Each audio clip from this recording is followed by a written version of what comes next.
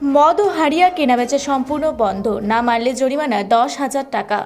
মদ বন্ধের এমনই পোস্টার লক্ষ্য করা গেল বৌর থানার মানবাজার 2 নম্বর ব্লকের বরগড়িয়া চামতরিয়া অঞ্চলের ফুলবেড়িয়া সংসদের নিমডি টোলাতে। গ্রামের ভিতরে একটি গাছে, সে গাছে এমনই পোস্টার লক্ষ্য করা গেল। গ্রামের মহিলারা জানান, গ্রামে মদ বিক্রির ফলে পরিবারে অশান্তি লেগেই থাকতো। পুরুষেরা মদ খেয়ে এলে পরিবারের স্বামী ও স্ত্রীর মধ্যে প্রায় ঝগড়া হতো। ঝগড়া থেকে মারামারিও হতো। গ্রামের পরিবেশ নষ্ট হচ্ছে, ছেলে মেয়েদের পড়াশোনার ক্ষতি হচ্ছে।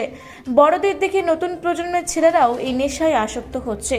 এই নেশার ফলে মানুষের শরীরের ভীষণভাবে ক্ষতি হচ্ছে। অল্প বয়সে অনেকেই মারা যাচ্ছে। এর ফলে আমরা একদিন সিদ্ধান্ত নিই, আমরা গ্রামে মদ ও হাড়িয়া বিক্রি এবং খাওয়া সম্পূর্ণ বন্ধ করব। এখন আমাদের গ্রামের কেউ মদ খায় না বা মদ খেয়ে বাড়ি আসে না।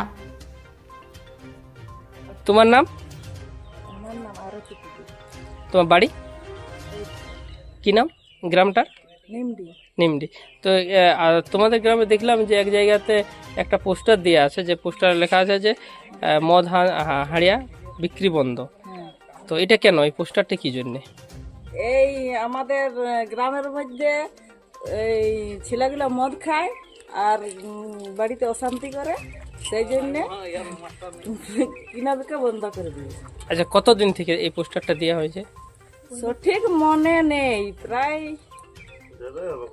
অনেক দিনেই হবে। আগে পোস্টার দেওয়া হয়েছিল, তারপরে ওই পোস্টারটা ভাঙিয়ে গেছে, তারপরে এই এই সপ্তাহ কি দিন 15 আগে এই পোস্টারটা দেওয়া হয়েছে। আচ্ছা, এই পোস্টারটা দেওয়ার ফলে কাজ হয়েছে?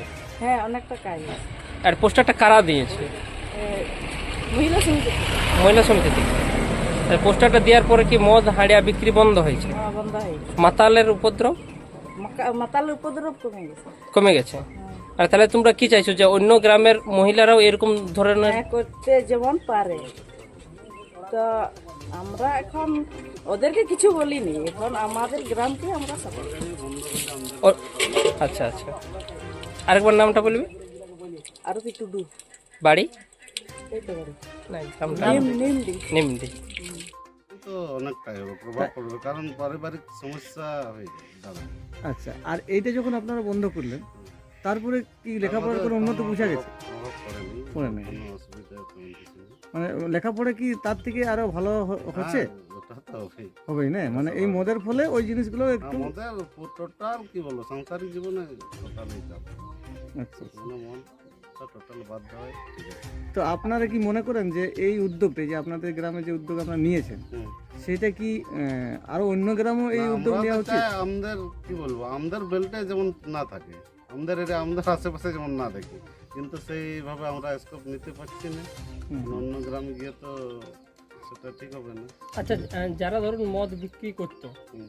তাদের তারা তো বলবে যে আমাদের জীবিকা থেকে আমাদের আমাদের ঠিক আছে। রুজি রোজগারের একটা হ্যাঁ, রোজি রোজগার থেকে কিছু বঞ্চিত হবে, ঠিক আছে, কিন্তু এমন ভাবে তো মানে রোজি রোজগারেও তো একটা সীমা থাকে না, অন্যভাবে তো রোজি রোজগার করা যেতে পারে। বড় থেকে দিব্যেন্দু মাহাতোর রিপোর্ট, রূপসী বাংলা মিডিয়া।